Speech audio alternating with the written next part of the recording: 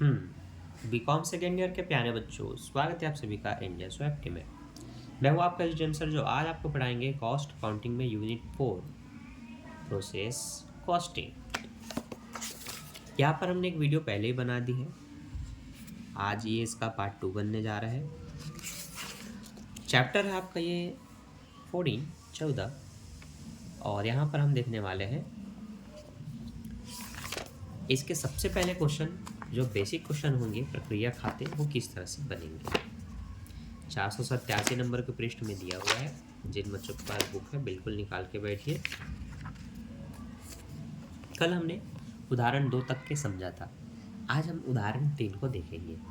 ठीक है, तो आपको उदाहरण 1 और 2 देखना है तो आप पहला वीडियो देख सकते हैं, जो कि इसी चैनल के वीडियो के डिस्क्रिप्शन बॉक्स में दिया होगा।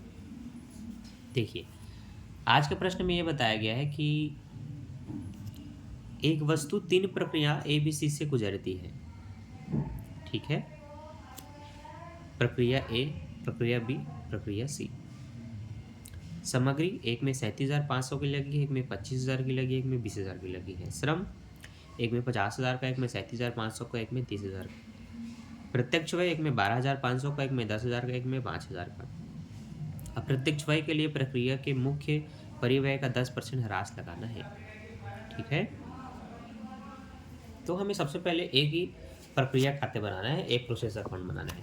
तो हम क्या करते हैं, ए ने जो भी श्रम लगाया था, सामग्री लगाई थी, प्रत्यक्ष व्यय लगाया था, तीनों को एक साथ यहाँ लिख देंगे विकलन साइड में इसके। तो प्रोसेस अकाउंट कुछ इस तरह से बनता है, विवरण राशि, विवरण राशि। पर टन ज्ञात करना हो तो एक सामने में छोटा सा और कॉलम बना देते हैं पर टन का, लेकिन नहीं बोले तो वो जरूरी नहीं होता। तो अब देखिए, सबसे पहले मटेरियल कितने का लगा था, 37,500 का। तो मटेरियल मतलब सामग्री से आपको लिख देना है 37,500, श्रम से लिख देना है मतलब लेबर से 50,000 रुपये, प्रत्यक्ष में मतलब डायरेक्ट एक्सपेंसेस आपको लिख देना है 12,500। तीनों को जोड़िए कितना हो रहा है, तो तीनों मिलाकर ये हो रहे हैं 1 लाख। इस 1 लाख का 10% परिव्यय में जाना है, मतलब अप्रत्यक्ष व्यय में जाना है, तो आपको लिखेंगे 1 लाख रुपए का 10% 10,000 होगा। तो अप्रत्यक्ष व्यय आपका कितना जाएगा, 10,000 रुपये। सबको जोड़ करके 1,10,000 होगा, जो ट्रांसफर हो जाएगा बी को, क्योंकि इनका जो टोटल होता है उसको शेष लेगा या लाएगा ना बोल करके अगली प्रक्रिया में ट्रांसफर कर दी जाती है। तो by transfer to process B account, ठीक, और 1,10,000 को लिख देना है। क्लियर है, हो गया। आगे बढ़ते हैं। अब बनेगा प्रोसेस बी का अकाउंट। प्रोसेस बी का अकाउंट बनेगा तो सबसे पहले आपको ये देखना है उसकी श्रम वगैरह सब कितने थे। तो बी का था 25,000 का सामग्री, 37,500 का श्रम, प्रत्यक्ष व्यय 10,000 का। तो सबसे पहले जो ए में टोटल हुआ था उसको यहाँ ला करके लिखेंगे to transfer from process A, है ना। प्रोसेस ए अकाउंट से आप बोल सकते हैं कि प्रोसेस ए से ये आया है 1,10,000 रुपये। अब बी का जो भी सामग्री श्रम लगा था उसको लिखेंगे, तो लिखेंगे टू मटेरियल, मतलब सामग्री से 25,000, श्रम से 37,500, प्रत्यक्ष है 10,000। ठीक है, to material, to labour, to direct expenses. अब उसको छोड़ के 1,10,000 को छोड़ के बस इन तीनों को जोड़ेंगे, तो ये तीनों कितना हो रहा है, इन तीनों को जोड़ेंगे तो आप ये हो रहा है 72,500। इसका 10% निकालेंगे 72,500 का, तो हो जाएगा 72,50।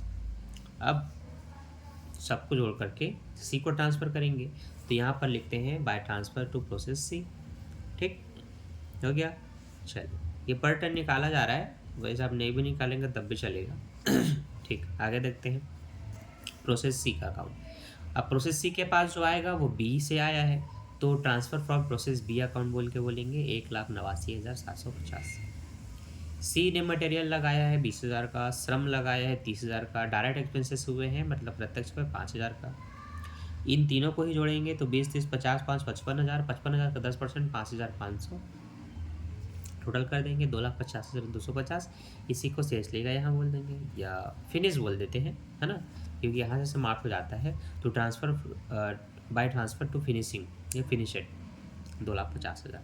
ठीक, इस तरह से बन गया आपका प्रक्रिया खाते उदाहरण 3 का। इसी तरह से आपको डिटेल से सारे टॉपिक कवर करना है। अब मैंने इसका पार्ट 1 में आपको बहुत अच्छे से उदाहरण 1 और 2 समझाया था, उसकी बेसिक थ्योरी समझाई थी, ताकि इधर के क्वेश्चन बहुत सरल हो, आपको एक बार देखना पड़ेगा। अब चलिए मैं उदाहरण आपको 4 भी बताता हूँ। उदाहरण 4 में भी कुछ प्रक्रियाएं हैं एक्स वाई जेड, श्रम प्रत्यक्ष सामग्री श्रम और प्रत्यक्ष व्यय तीनों का लाइन से दिया हुआ है।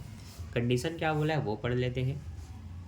कंडीशन में बोला है अप्रत्यक्ष व्यय 5200 मतलब 5200 रुपये के हैं, उनका बंटवारा निम्न आधार पर करना है। प्रक्रिया y का 1.5 गुना प्रक्रिया x तथा प्रक्रिया x का 0.50 मतलब आधा गुना z में, y का 1.5 गुना x को और x का आधा z में, है ना। ये इसकी कुछ शर्तें हैं। कुछ शर्तों को आपको यहाँ पर एक्सप्लेन किया गया है, कैसे क्या क्या करके आपको इसका अनुपात निकालना है। तो ये प्रोसेस को आप ध्यान देखेंगे। 6, 4, 3 का अनुपात निकल रहा है। 6, 4, 10, 3, 13, तो 6/13, 4/13, 3/13 में बांटा जाएगा। अब चलिए आप ये देखिए कि एक्स प्रक्रिया में क्या क्या चीज़ें लगी। 30,000 की सामग्री, 20,000 का श्रम और प्रत्यक्ष व्यय 14,000 का, टोटल हो रहा है 64,000। तो हम लिखेंगे process X account, to material 30,000, to labour 20,000, direct expenses 14,000, कुल मिलाकर के ये हो रहा है आपका मैंने बोला था 66,400, है ना। अब 5200 रुपये का जो अप्रत्यक्ष व्यय है इसको बांट के लिखना है ना। अधिकतर बांटना पड़ता है। तो 5200 6/13 अनुपात में बटेगा, तो 13 चौक 52 और 6 चौक 2400 आया। ठीक, सबको जोड़ करके अब 66,400 होगा, जो अगले प्रक्रिया में ट्रांसफर कर दिया जाएगा, प्रक्रिया वाई को। अब वाई का जब बनाएंगे तो 2x से आप बताएंगे कि x से कितना है 66,400। ठीक है, वाई ने कितनी सामग्री वगैरह लगाई है, 20 की सामग्री, 10 का श्रम और 6,000 रुपये का डायरेक्ट एक्सपेंसेस मतलब प्रत्यक्ष व्यय। तो देखिए मटेरियल से 20, लेबर से 10 और एक्सपेंसेस से 6,000 रुपये। ठीक है, और 5200 रुपये को यहाँ भी बांटेंगे 4/13, 13 चौक 52, 4 चौक 1600, सबको जोड़ करके 1,04,000 ट्रांसफर हो गया जेड को। अब जेड के पास आएगा तो आप बताएंगे कि वाई से आया है तो टू ट्रांसफर वाई पर क्या बताएंगे इस तरह से 1,04,000। और जेड के जो श्रम सामग्री थी वो कुछ इस तरह से थे 16,8,3,000। तो देखिए लाइन से 16,8,3,000 आपको लिख लेना है, पहले को मटेरियल फिर लेबर फिर डायरेक्ट एक्सपेंसेस।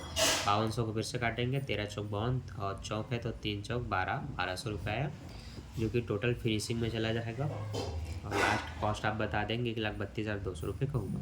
ठीक, तो अब तक हमने एग्जाम्पल 4 कवर कर लिया है हमारे इन 2 पार्ट्स पे। अब इनके आधार पे आप अपना प्रैक्टिकल क्वेश्चन बना करके देख सकते हैं, आपसे बिल्कुल बनेगा। और बाद में हम प्रैक्टिकल क्वेश्चन भी सॉल्व करेंगे। अभी मैं आपको इस चैप्टर का बेसिक थ्योरी और कुछ एग्जाम्पल बता रहा हूँ, ताकि आप एग्जाम्पल भी बना पाएँ तो आपके एग्जाम की तैयारी हो जाए। ठीक है, अभी के लिए बाय, मिलते हैं नेक्स्ट वीडियो में नेक्स्ट टॉपिक के साथ। वीडियो को लाइक कर देना, आप लोग लाइक करना भूल जाते हो, लाइक कर देना। और नेक्स्ट पार्ट के लिए नेक्स्ट पार्ट का कमेंट कर देना। Bye bye.